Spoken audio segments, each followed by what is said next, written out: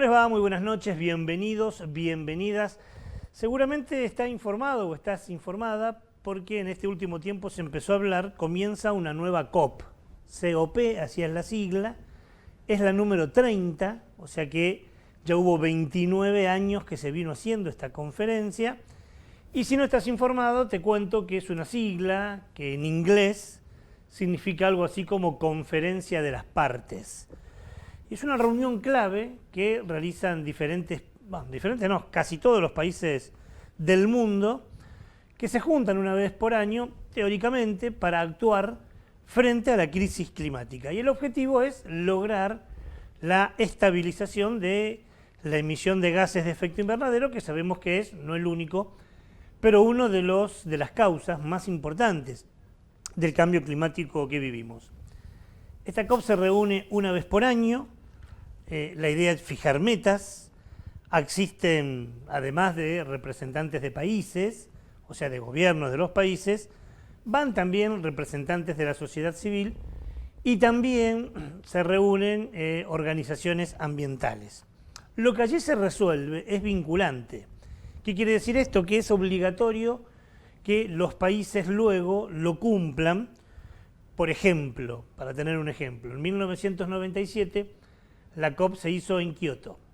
La de Kioto, la de Río, son quizás la de París, son las más fuertes, las que más trascendieron en la historia, porque allí se comprometió a hacer cosas importantes. En la de Kioto, por ejemplo, en 1997, todos los países se comprometieron a reducir las emisiones de gases invernadero a un 5% a los niveles emitidos en 1990. Y así se van decidiendo cosas. Algunas se cumplen, otras es cierto que no, pero es una reunión o una conferencia mundial importante. Este año comienza el 10 de noviembre, se va a hacer en Brasil, es la COP número 30, y ya comprometieron su asistencia representantes de 190 países, más instituciones intermedias, más organizaciones ambientales. Se reunirán más de una semana en Belém, en el norte de Brasil, a hablar sobre estos temas. Y ya se sabe que, si bien no hay solo algunos temas, hay varios, los principales este año va a ser cómo reducimos las emisiones de metano, un gas que afecta y mucho a la crisis climática. También se va a hablar sobre el financiamiento climático, o sea, cómo hacen los países ricos y que son los que más emiten gases, para ayudar a paliar la crisis climática a los países pobres, que emiten mucho menos. Y también se va a hablar sobre la transición energética, cómo pasar de energías de combustibles fósiles a energías más limpias. La pregunta es, ¿cómo llega la Argentina a esta COP30? Y llega, la verdad, que con un escenario bastante complejo, porque desde que asumió un nuevo gobierno se paralizaron muchos programas que tienen que ver con reducir las consecuencias que genera el cambio climático, y estamos en un momento en nuestro país de gran retroceso de políticas ambientales. El año pasado, por ejemplo, en la COP29, Argentina no envió representantes. Solo envió algunos funcionarios técnicos que fueron 2 o 3 días a hacer un taller para aprender a hacer un informe que se habían comprometido hace 2 años. Hicieron el informe, lo entregaron y se fueron.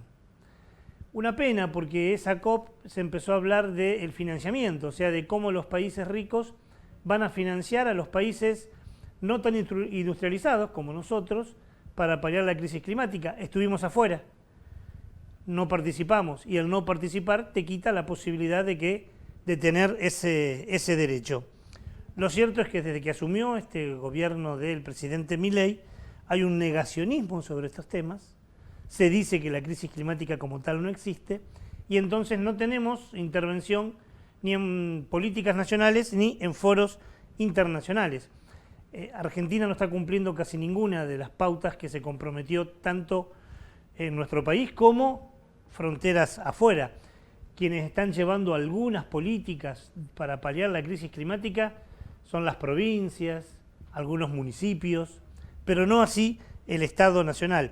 Miren, la semana pasada, en nuestro programa de radio, en Onda Verde Radio, hablamos con Naya Coelho Cubelier. Naya forma parte, es cofundadora de la organización Sustentabilidad Sin Fronteras. Tienen un trabajo muy interesante y entre los trabajos que tienen es que poseen un observatorio nacional de acción climática y en la charla mantenida nos dijo que de lo que nos habíamos comprometido estamos incumpliendo un 70%, o sea, casi todo. Sacamos un tramo muy chiquitito de la charla que tuvimos con Naya y esto nos decía. Porque nosotros teníamos la sensación de que Argentina no estaba performando muy bien en materia de acción climática, pero queríamos responder a eso con datos, queríamos responder a eso con información chequeada, por así decirlo. De hecho, Chequeado participó del estudio. Ah, mira.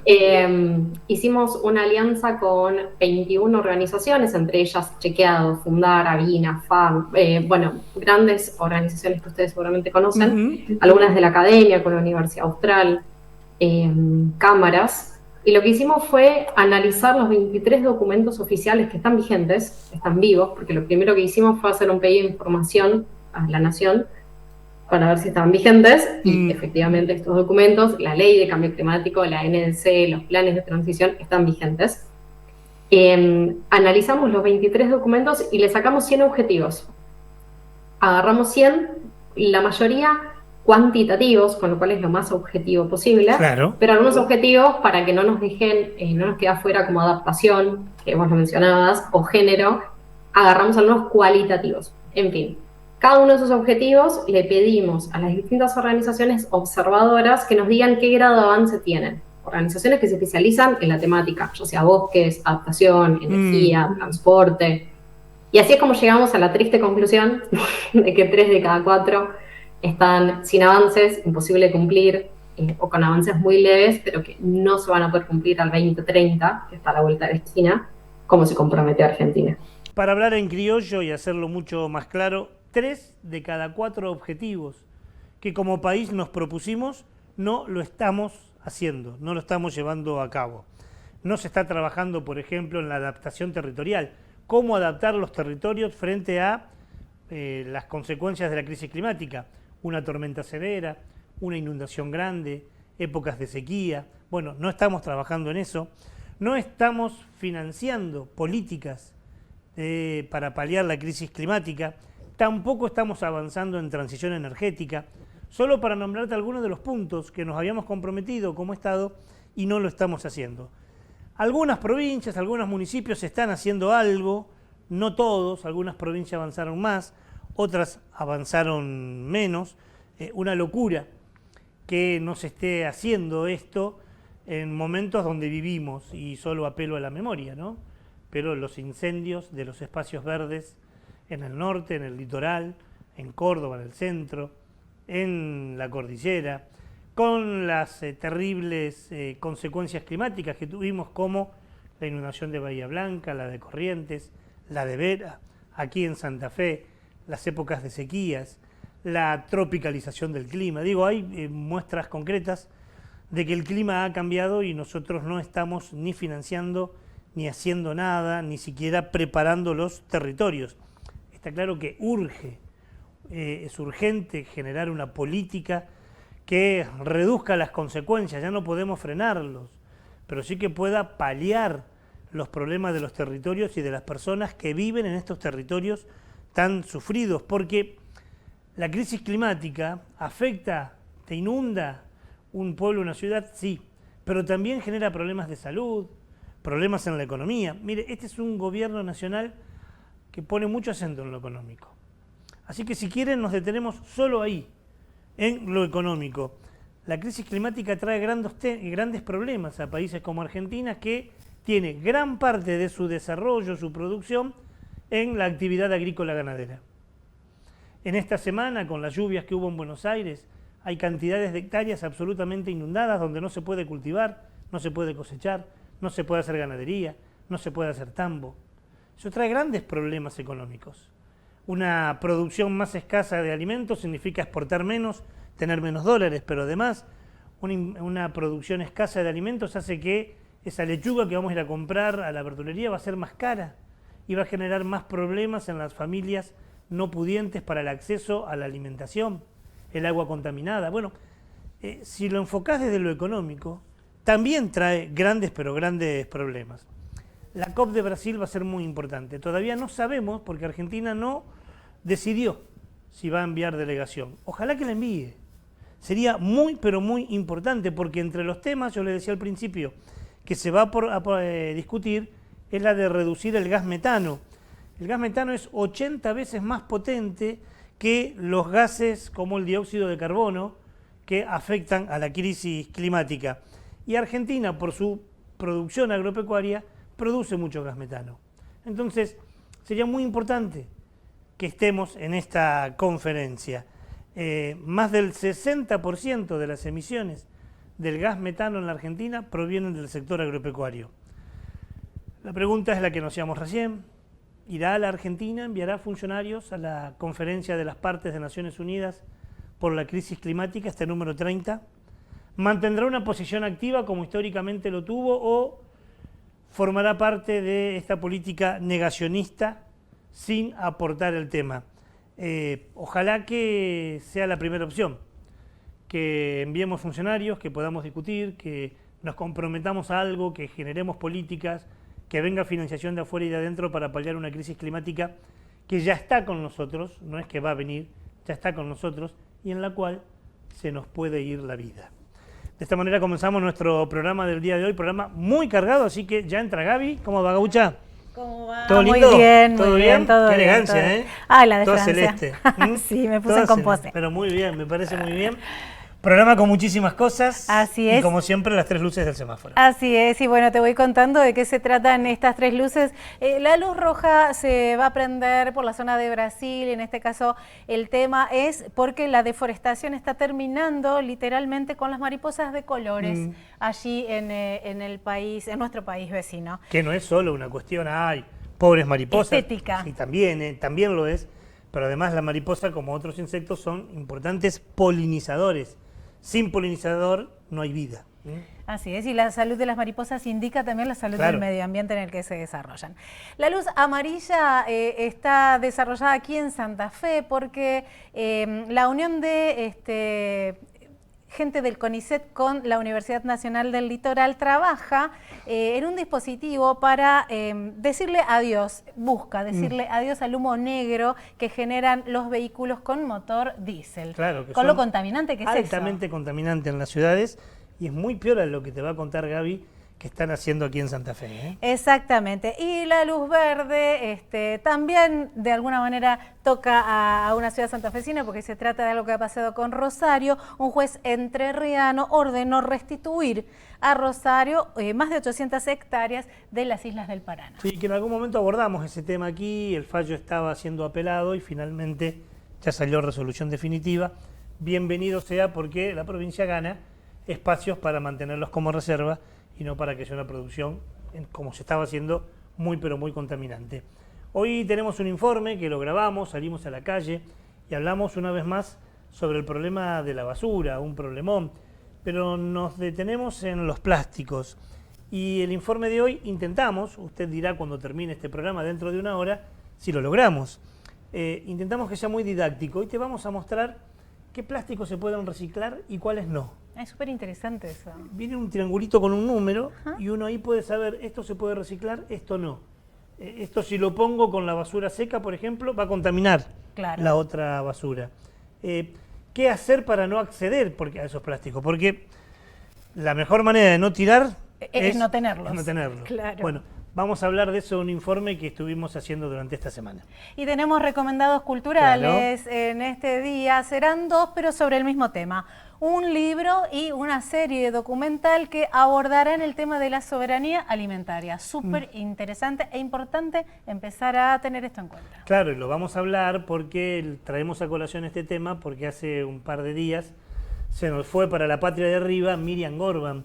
Miriam Gorban es, sin lugar a dudas, la persona más reconocida en haber trabajado la soberanía alimentaria, fundadora de más de 60 cátedras universitarias sobre la soberanía alimentaria, una nutricionista con el cual Onda Verde habló en más de una oportunidad y hoy vamos a recordarla, Miriam, con un tramo de una entrevista que le hiciéramos cuando vino aquí en Santa Fe. Qué linda. Bueno, hermoso programa. Muchas cosas presentado. para hoy. En un momento se viene la luz roja. Allá me voy, sí. Mientras Gaby se va a la luz roja, te cuento que revisando algunas producciones que hicimos aquí en Onda Verde, hace pocas semanas atrás te presentábamos un nuevo trabajo hecho por el Laboratorio de Ecotoxicología de la Facultad de Ciencias Biológicas de la Universidad Nacional del Litoral. Allí los investigadores que están ahí, digamos, liderados por Rafael Lasmanovich, pero que hay investigadores e investigadoras que acompañan este trabajo, volvieron a encontrar contaminación en arroyos, son todos entrerrianos, pero que terminan, se desembocan en el río Paraná, generando contaminación en el río Paraná, más concretamente en el río Las Tunas, en el arroyo Las Tunas, pero el arroyo Las Conchas, que están altamente contaminados con efluentes industriales, cloacales y con agrotóxicos. El tema tuvo una trascendencia muy importante, no solo en el país, sino fronteras afuera. Obligó al Estado entrerriano a hacer un comité de Cuenca compuesto por integrantes de la sociedad civil y del gobierno, pero ahora, y aquí viene lo novedoso, la Fundación Cauce y el Foro Ecologista de Paraná presentaron además una denuncia penal y le piden a la justicia entrerriana que investigue para saber qué empresas fueron las que contaminaron y contaminan estos arroyos y qué funcionario no supervisó, hizo la vista gorda o fue parte de algún entramado de corrupción. Una demanda judicial muy importante que la vamos a seguir y que fue presentada hace muy pero muy pocos días. Ahora sí se nos prende la primera luz del semáforo, es la luz roja y es la mala noticia de la semana. Así es, como te lo adelantábamos, esta información tiene que ver con lo que está pasando en Brasil, porque la deforestación está terminando con las mariposas de colores allí en el Amazonas. Esto fue lo que reveló un estudio reciente que cuenta que la tala de los bosques y la expansión de los monocultivos de eucaliptos están borrando los tonos brillantes de las alas de las mariposas de colores del Brasil. Las alas justamente de las mariposas pierden en color, pero también su capacidad de comunicarse, de camuflarse y reproducirse, que hace finalmente que pierdan la vida. Los científicos detectaron que en algunos lugares de Brasil donde había 31 especies en el bosque natural, en las plantaciones hoy solo quedan 21 y casi todas son de tonos marrones. Una demostración más justamente de que el monocultivo no solo empobrece la tierra, sino también la paleta de colores de la naturaleza. Más allá del sufrimiento de una especie, es necesario aclarar que las mariposas, como lo dijimos también al principio, son indicadores del equilibrio ecológico, de la salud del ambiente, y su desaparición, por supuesto, afecta la biodiversidad. Bueno, esta ha sido la primera noticia, la luz roja de esta semana. Ahora nos vamos a ir una pausa, pero quédate con nosotros que tenemos mucho más todavía para compartir con vos. No te vayas. Ya volvemos con más Onda Verde. La democracia se construye desde el diálogo y la participación. Cámara de Diputados de la provincia de Santa Fe. Luciano Pereira presenta su nuevo tour Te Sigo Amando. 14 de noviembre, Estación Belgrano. Entradas a la venta en www.ticketek.com.ar. ADUL, Asociación Docentes de la Universidad Nacional del Litoral. En la lucha por salarios dignos, jubilación móvil y una universidad democrática, pluralista, científica y al servicio del pueblo. ADUL, Pasaje Martínez, 2683. GRUN, Mercado Sustentable, Dietética a granel, Verdulería orgánica, agroecológica, congelados, bicarbonato, limpieza del hogar biodegradable, Avenida Freire 2856, envíos a todo el país, por mayor y menor, Instagram, grun.sustentable. Ya fue, amiga. ¿Es lavar a mano o rendir los finales? ¿Qué hacemos? Tranqui, amiga, yo resuelvo. Más fácil, más simple. Entrá en Yo Resuelvo y encontrá a quien necesitas en segundos. Hola, vengo a arreglar lavarropas.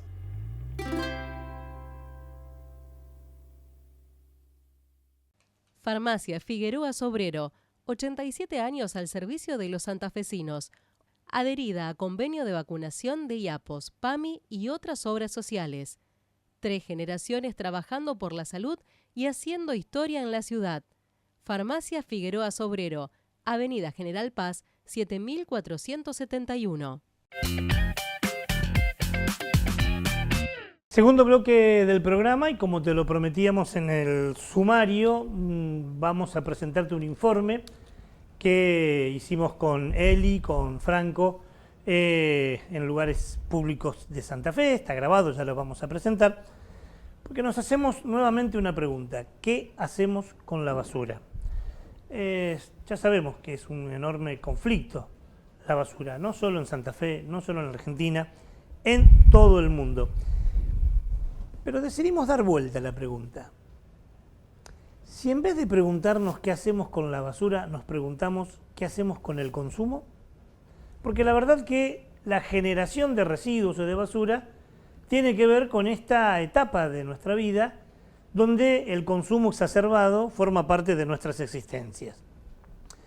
La basura es un problema multidimensional. Tiene que ver con la generación, o sea, el consumo, con la deposición, que hago yo, cómo separo, si separo o no, y qué hacen los estados luego con su tratamiento. Como ves, es un abanico muy, pero muy grande. ¿Falta educación soberana, educación de nosotros? Sí, sin lugar a dudas. ¿Faltan políticas públicas? También. Y falta conocer también las responsabilidades de cada uno a la hora de comprar de manera exacerbada. Te presentamos un informe. ¿Qué hacer con la basura? Pero además es un informe que intenta ser muy didáctico, aportar soluciones sobre qué hacer luego que generamos o generar menos. Vamos a ver qué es lo que planteamos en este informe. En la actualidad la humanidad tiene montones de problemas, realmente muchos. Enumerarlos sería imposible, no nos alcanzaría el tiempo para decir la cantidad de problemas a los cuales debemos buscarle solución. Y uno de ellos es la basura. La basura es un problema en todo el mundo. También lo es en la Argentina, también lo es en Santa Fe. Es un gran problema por el cual no sabemos qué hacer, pero nosotros somos responsables. En el mejor de los casos, si somos buenos ciudadanos, ponemos la basura en el lugar que corresponde. Pero con eso no alcanza, porque, como hemos dicho siempre, la basura es un invento humano. La naturaleza no produce basura. Lo cierto y lo claro es que la forma en que consumimos impacta. Hoy generamos un desperdicio que en realidad es un producto masivo.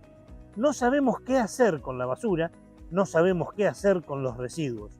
Pero en realidad podemos hacer algo. Por ejemplo, podríamos reducir nuestra producción de residuos. Pero para eso, además de buena voluntad, hay que saber. Y hoy vamos a tratar de aprender juntos y decidir qué hacer con las basuras. Podríamos empezar diciendo que se trata de tener en cuenta algunas R. Algunas soluciones, algunas acciones podemos llevar a cabo. Y algunas de ellas es la que llamamos las soluciones de las R's. Así es, de las R's. Y la primera es esta. Así es, rechazar. Rechazar, o sea, evitar generar residuos desde el principio. Y claro que podemos hacerlo, lo que tenemos que cambiar es nuestra forma de consumo, pero también de compra. Díganme si comprar un pimiento, fiambres o quesos que vienen revestidos con una bolsa plástica y en su base Tergopol no es absolutamente innecesario. O comprar botellas de agua cuando lo tenemos en la canilla de nuestras casas. Poder organizar una fiesta con los cubiertos de siempre y no con los cubiertos descartables, o simplemente rechazar cuando el mozo te trae junto a la gaseosa un sorbete. La segunda R es esta. Así es reducir. Y es muy sencillo. Se trata de tratar de simplificar, de evitar tirar lo que podemos no tirar, planificar nuestras compras, comprar de otra manera, ir a los lugares donde no te dan packaging o bolsas o cualquier elemento que finalmente va a tener poca vida y va a terminar en un basurero. O, por ejemplo, también evitar los papeles que vienen con los postnet, las facturas que te dan los supermercados o cualquier tipo de comercio. porque estos papeles contienen una cobertura plástica que se llama bisfenol, un producto que trae grandes problemas de salud. Por ejemplo, se ha comprobado que genera cáncer, infertilidad, que no se puede reciclar de ninguna manera y que tirado donde lo tires va a contaminar. Contamina agua, contamina suelo, contamina la basura en muy pero muy pocas horas. El año pasado hicimos 2 programas sobre este tema. El 9 de junio presentábamos este informe que estás viendo ahora. Y el 30 de junio entrevistamos a Javier Montserrat, que es licenciado en Ciencias Químicas de la Universidad Nacional de General Sarmiento.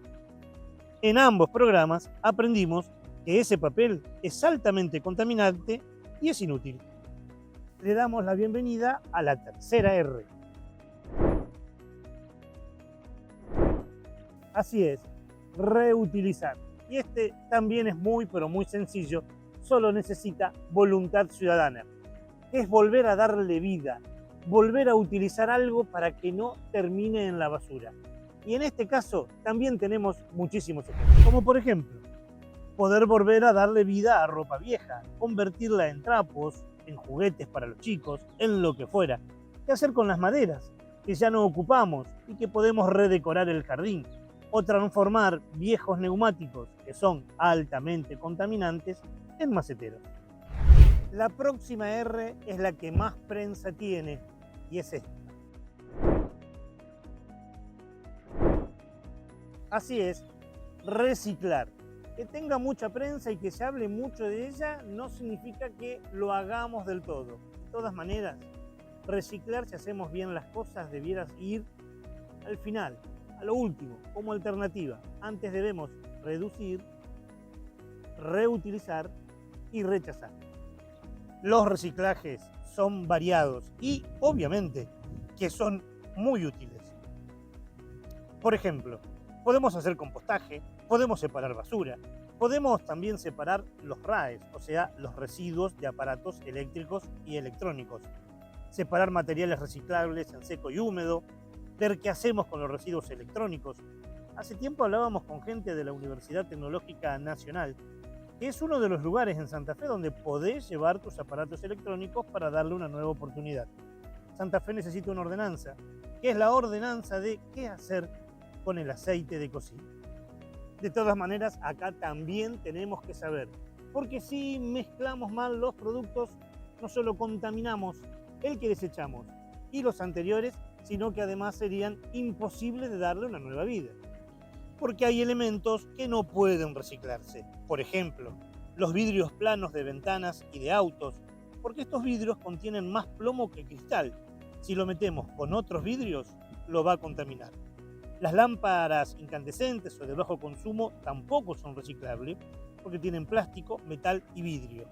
Las cintas adhesivas, o sea, las cintas aislantes, las de enmascarar, las de embalar, se fabrican con caucho y no son biodegradables. Ya dijimos que los papeles de ticket y de postnet son altamente contaminantes, como tampoco pueden reciclarse los papeles platificados de revistas, los papeles carbónicos, las servilletas de papel porque contienen celulosa, las vajillas de cartón, los platos y los vasos, porque tienen una película impermeable. Latas y botellas son reciclables, pero antes debemos sacarle el papel porque traen pegamentos y eso contamina. Lo mismo sucede con los tachos de pinturas. Uf, vas a decir, pero esto es un montón. Tengo muchas cosas que saber. Y sí, es así, es un montón, es cierto. Pero también es cierto que todo esto es nuestra responsabilidad porque somos nosotros los que lo generamos. Pero no desesperar, que para todo hay solución. Y en este caso, este informe está hecho para poder aprender juntos. Van ahora algunos tips, algunos hechos, algunas informaciones que te van a ayudar a ser mejor ciudadano. Empecemos con los plásticos. Y en este caso hay que tener mucho cuidado, porque algunos pueden reciclarse, pero otros no. ¿Cómo saberlo, dirás vos? Bueno, hay un código que identifica cuáles son reciclables y cuáles no. Y ese código es un triángulo que tiene adentro un número. Son varios y tienen forma de triángulo. Los números más bajos son los más fáciles de reciclar, pero algunos no pueden reciclarse. Vamos a conocerlo. El primero es el triángulo con el número 1. Estos deben venir en los plásticos con PET, o sea, los de botellas de agua, los de jugos, y son absolutamente reciclables. Este, que es el número 2, es un poco más resistente que el 1, pero también es reciclable. Y aquí encontramos a juguetes o ciertos tubos para la construcción. El número 3 es un poco más difícil, porque los plásticos que tienen el triángulo con el número 3 contienen nonilfenol. Es posible, pero difícil de reciclar. Y aquí podríamos encontrar los marcos de las puertas o las siempre necesarias tarjetas de crédito. En el número 4 es el conocido como plásticos con PET. Estos tienen algunas sustancias tóxicas. Es posible de reciclar, pero muy complicado y a veces demasiado caro. Lo traen algunas bolsas, algunos bricks, que son esos cartones que vienen con plástico y aluminio. El número 5 son los plásticos con polipropileno. Son fáciles de reciclar, pero tienen un gran inconveniente, que contienen algunas sustancias. Son, por ejemplo, las que se fabrican para sorbetes o para jeringas, que, insistimos, si bien se puede reciclar, no siempre es posible ante la aparición de sustancias tóxicas en su fabricación. Estamos llegando casi al final y este penúltimo, que es el número 6, suele ser reciclable, pero también vienen compuestos por algunas sustancias muy tóxicas y en ellos encontramos los envases de yogur. El último es el número 7. Estos son plásticos que tienen muchos materiales, por lo tanto no es posible reciclar. Habrá entonces que tomarse este trabajo antes de tirar, ver qué tipo de número tiene ese triángulo en el plástico y saber si se puede tirar con la basura seca o no para ver si se es reciclable. Lo cierto también es que muchos de estos envases no vienen con este triángulo y este número. Y en este caso habrá que exigir a las empresas que así lo hagan. Pero al menos en nuestra función es esta: saber, conocer y actuar. Ser ciudadanos más responsables para salvar el entorno, para vivir mejor, para ser habitantes de un mundo que necesita ser curado. Y de eso se trata. Siempre de ser un poquito mejor. Bueno, como ven, podemos ser parte de la solución. Hasta ahora somos parte del conflicto, únicamente. Pero podemos ser parte de la solución. Reciclar es una posibilidad, compostar es otra, reutilizar, restringir. Todo empieza con R's, por eso ustedes vieron las 4 R's que presentábamos en nuestro informe. Pero además, porque no podemos quedarnos solo en la responsabilidad ciudadana, está bueno, pero hay que exigir otras responsabilidades. A los estados, a las empresas, por ejemplo, exigir que salga la ley de envases. Con una ley de envases habría muchísimo menos envases de plástico tirados. O sea, la ley de envases para que se pueda trocar envase vacío por envase lleno, pero además para que las empresas se hagan cargo. Seguramente las empresas van a ser mucho más responsables, van a ser mucho más criteriosas si le decimos que ese envase, ese celular, esa computadora que ellos fabrican, cuando cumpla su vida útil, tienen que hacerse cargo. Seguramente la obsolescencia programada será menor. Seguramente habrá menos material descartable por material reutilizable. Habrá que exigir a los estados, habrá que exigir a las empresas y fundamentalmente, no me quiero olvidar de esto porque el informe hace mucho hincapié en los 7 números que tienen los triángulos de los plásticos para saber cuál es reciclable, cuál es más difícilmente reciclable y cuál no lo es. Exigir que vengan porque seguramente después de este informe vas a ir a tu casa, vas a abrir la alacena, vas a buscar algo y vas a encontrar que ni en el frasquito de plástico ni en la bolsa viene el triángulo. Bueno, hay que exigir que venga el triángulo, que venga con el número para saber nosotros qué vamos a hacer con ese residuo, ¿no? Se nos prende la segunda luz del semáforo, es la luz amarilla, un buen pero muy buen, por ahora, proyecto, ojalá que se haga realidad, que están haciendo para que en Santa Fe respiremos aire más puro.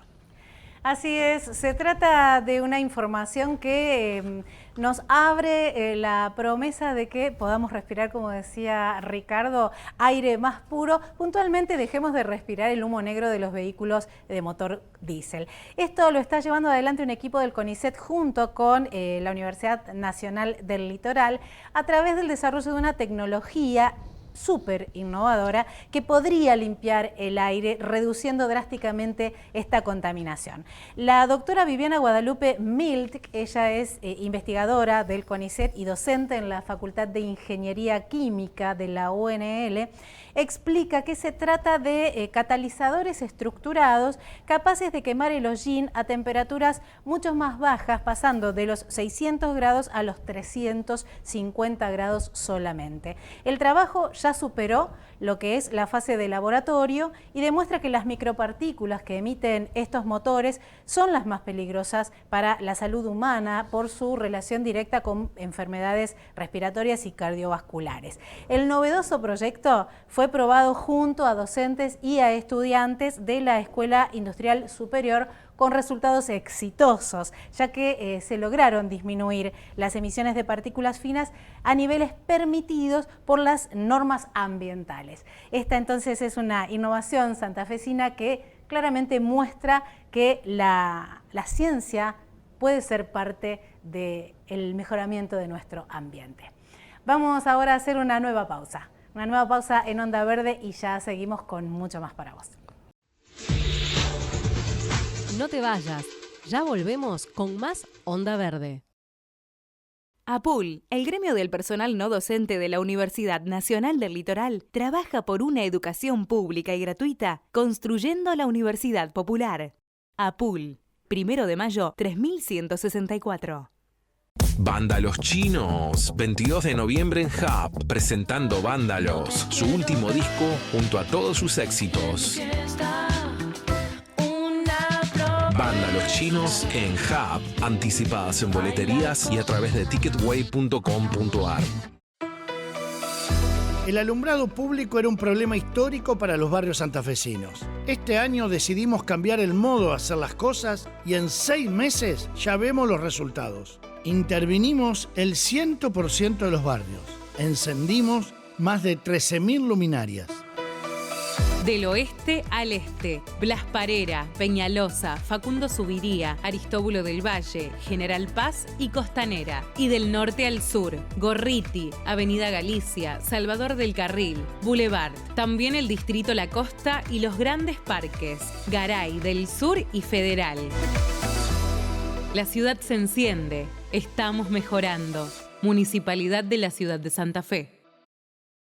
Estudio Jurídico Cossetini y Asociadas. Nos avalan 24 años de experiencia y excelencia. Accidentes de tránsito y laborales. Consulte su problema. Cossetini y Asociadas. Urquiza 2000. Teléfono 3424 295995. www.municipales.org.ar. Toda la información de los trabajadores municipales y comunales de la provincia de Santa Fe en un solo sitio web.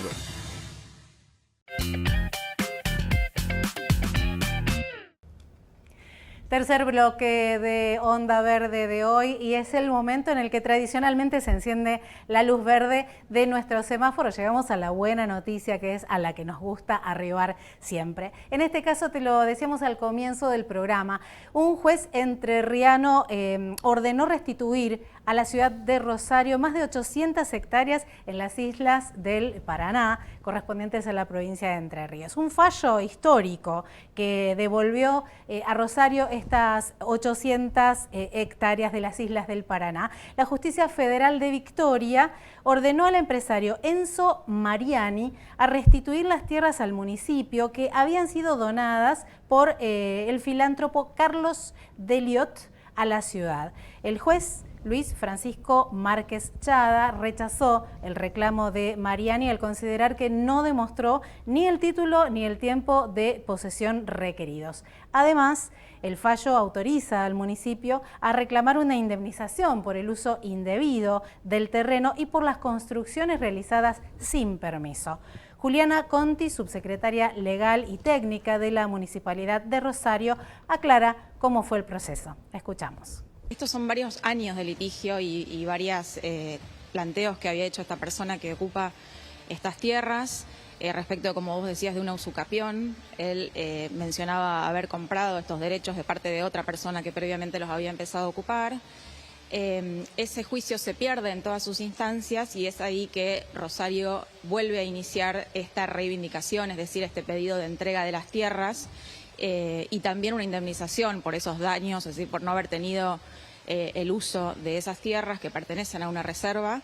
Y también por el daño ambiental producido en esas reformas que se le introducen al terreno. Hay una explotación ganadera y bueno, parte de eso es que se requiere que se desarmen esas construcciones y se vuelva a su estado natural, el estado de la reserva que forma parte de un territorio más amplio que Rosario tiene como reserva natural Los Tres Cerros. Las 807 hectáreas, para ser exactos, forman parte del Plan Ambiental Rosario y corresponden a la reserva Los Tres Cerros. Es una zona clave para la preservación del humedal del Paraná Medio. Con esta decisión judicial, Rosario recupera un valioso patrimonio natural y, por supuesto, ambiental también. Seguimos ahora con más información para compartir y en el otro sector del estudio, Ricardo sigue con la continuidad de Onda Verde. Así es, porque hace unos días se nos fue para la patria de arriba Miriam Gorban. Sería muy irrespetuoso en tan pocos minutos hacer una radiografía de esta enorme mujer, pero habrá que decir que de profesión era nutricionista, de corazón militante, tremenda mujer, investigadora, docente. Su partida de nacimiento dice que nació en Añatuya, en Santiago del Estero, pero vivió muchos años en Ceres, aquí en la provincia de Santa Fe. Por esas cosas locas del destino, Ceres, en la mitología griega, es la diosa de la agricultura, y Miriam fue justamente una mujer muy preocupada y ocupada en la alimentación de los pueblos. Por eso fundó las cátedras de soberanía alimentaria, comenzó en la Universidad de Buenos Aires, pero fundó muchísimas, más de 60 en todo el país. Una mujer que tenía 2 doctorados honoris causas, dado en la Argentina, pero siempre fue muy simple, muy sencilla, muy dispuesta, muy dada, muy tierna. Escucharla a Miriam era un placer, porque unía conocimiento y militancia con ternura, ¿no? Pude hablar muchas veces con ella, en Santa Fe, ahora en el último tiempo en su Buenos Aires natal, cruzarnos en algunos congresos y entrevistarla. En una de esas entrevistas fue cuando vino aquí, vino a Santa Fe a hablar y la pude entrevistar. Vamos a ver algunos tramos de esa entrevista. Yo creo que es uno de los términos que cada vez más me cuesta definir. ¿Ah, sí? Claro, porque es un término que está, digamos, un concepto que está en construcción permanentemente. Nosotros empezamos a manejar este término a partir de la reunión de la Cumbre Mundial de la Alimentación en el 96 en Roma, que lo trae Vía Campesina, y ahí se genera el debate y por primera vez en los documentos de las ONG, ¿no? En los documentos oficiales iniciales de FAO aparece este documento que dice, el título es muy significativo y tiene vigencia hoy: alimentos para todos o ganancias para pocos. Entonces, a partir de ahí se desarrolla el concepto de soberanía como el concepto del derecho de los pueblos a fijar sus propias políticas, sus necesidades en función no solamente de sus posibilidades y disponibilidad productiva, sino fundamentalmente también de su historia cultural, de la historia cultural de los pueblos, que tanto tiene que ver.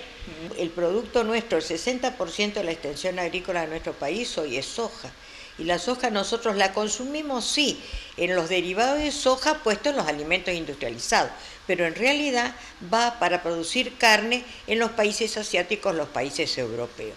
Y el problema es la utilización de los cereales que supimos cultivar para la alimentación humana, hoy se utilizan para la alimentación de los animales o para producir combustible. Uno de los graves problemas que tiene, digamos, la humanidad, el de transformar los alimentos en competir nuestros estómagos con el estómago de los automóviles. Hay un entrelazamiento de las grandes empresas, las petroleras con la industria química, la química con la farmacéutica con la alimentaria, y cuando empezás a ver de 1000 empresas que había, hoy se han quedado reducidos a 7, las semilleras, las dueñas, y acá nosotros, que son las dueñas de las semillas, las dueñas de los campos, las dueñas de la comercialización, las dueñas de los mercados, las dueñas de los barcos, los dueños de los puertos. Entonces, ¿es o no es un entrelazamiento de intereses? Las imágenes de las 10 empresas, y vos ves Coca-Cola, Kraft, Nestlé, las 10 empresas que dominan la comercialización de los alimentos en el mundo entero, porque a vos no te conviene producir 1000 hamburguesas, vos te conviene producir 1.000.000 de hamburguesas para que te dé rentabilidad.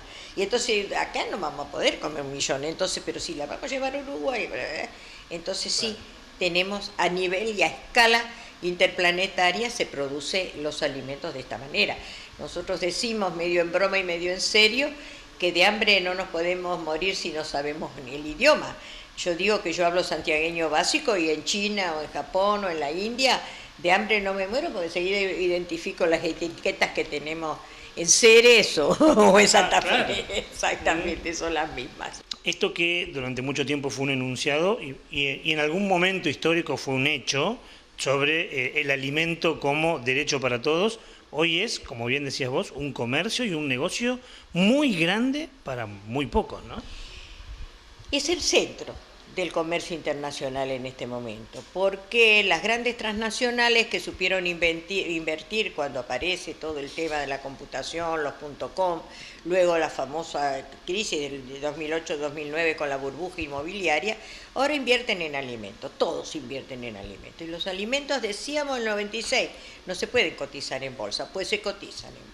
La bolsa de Rosario, la bolsa de Chicago, la bolsa de Londres, dicen cuánto tienen que valer los alimentos. Y muchas veces, y nosotros lo mostramos en las charlas, el manejo y el comercio internacional de los alimentos son papeles, ni siquiera está la producción. Ni siquiera está la producción. Y la otro fenómeno que distorsiona también el precio de los alimentos es lo que se llama, que es un hecho nuevo también a partir de la inversión en alimentos, lo que se llama cosecha futuro. Claro. Entonces comprás la cosecha a 2 pesos, la que vas a producir dentro de 2 años, y la vas a vender a 1.000 pesos cuando la recibís. ¿Quién perdió? El productor y el consumidor, los dos extremos de la línea, digamos, de la verdadera alimentación. Nosotros por eso decimos, optás por la agroecología o por el agronegocio. Claro que significa una etapa de transición, yo no estoy de acuerdo cuando la gente dice o una cosa o la otra, no. Yo creo que hay periodos de transición que habíamos empezado a caminar débilmente con la agricultura familiar, los estímulos, algunos registros, pero llegamos hasta ahí. Ahora vamos a retroceder, ya estamos retrocediendo. Ya se ha desarmado toda la estructura de lo que era la agricultura familiar. Son muchísimas las experiencias en este plano que se están desarrollando a lo largo y ancho de nuestro país.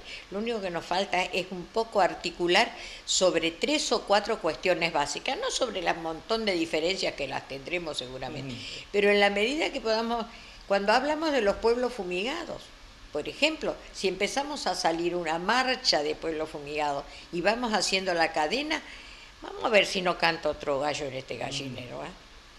Pero la pregunta que nos tenemos que hacer, la soberanía alimentaria, como vos decías recién al hablar de la frase de Bey, ¿está despegada del resto? ¿O necesita el marco de la soberanía política, de la justicia social, de la soberanía económica? Va juntos. Estamos saqueando la tierra y no estamos reponiendo. No la estamos cuidando. Esta alternancia que dio la característica de la riqueza de nuestro suelo, ganadería, agricultura, la rotación de cultivos, qué sé yo, no se da con el monocultivo, no se da. Yo me acuerdo de niña haber venido, de chica, de chica haber pasado los campos de lino, esos campos violeta, los campos de girasol, los campos de... ¿Dónde están? No los vemos. Hoy hay monocultivo. Cuando nosotros estuvimos hace poquito viendo que se tiraban las peras y las manzanas, ¿qué manzanas tenemos ahora? Las traemos de Chile. Y las naranjas las traemos de Valencia. Y los pomelos los traemos de Israel. Y Y en Concordia, una de las veces que fui a la universidad en Concordia, estaban levantando cítricos para plantar arándanos. ¿Cuándo comimos nosotros arándanos? Entonces, porque una vez más la historia de nuestro país nos dice que nuestra producción, esto que somos granero del mundo, pero sí, para el mundo, no para nosotros. Y nosotros seguimos trabajando para la exportación. Y cuando vos escuchás los discursos políticos y de muchas organizaciones también, tenemos que producir más para tener más divisas. ¿Para qué? Entonces, ¿por qué no tenemos más tomate? ¿Por qué no tenemos más naranja? ¿Por qué no tenemos más frutilla y no arándano? ¿Por qué? Porque vos vas en Europa y vas a ver, yo estuve en el 2009 y me llamaron la atención las verdulerías, los lugares de la venta de fruta. ¿Qué había ahí? Lo que nosotros producimos y ya comen los loros. Había tunas, había granadas, había higos, mirá vos, mirá lo que había. Entonces, y moras en paquetitos como nosotros tenemos los arándanos, y eran las moras que ensuciaron nuestros patios y nuestras veredas, y los higos y las tunas. No, pero nosotros, como la gente como uno, traemos el kiwi. ¿Cómo vamos a comer tuna? Esta era Miriam Gorban, tenía 93 años, se nos fue una imprescindible, una necesaria, la vamos a extrañar, y muchísimos. Pero bueno, lo que nos queda es que estas personas nunca mueren, ¿no? Siempre quedan en el corazón de la gente. Y como a ella le hubiera gustado, seguramente, que recordarla con su porfiada, que era la soberanía alimentaria, hoy tenemos dos recomendados culturales. El primero es un libro, ahí lo estamos viendo, me dirá el señor director si estamos bien ahí.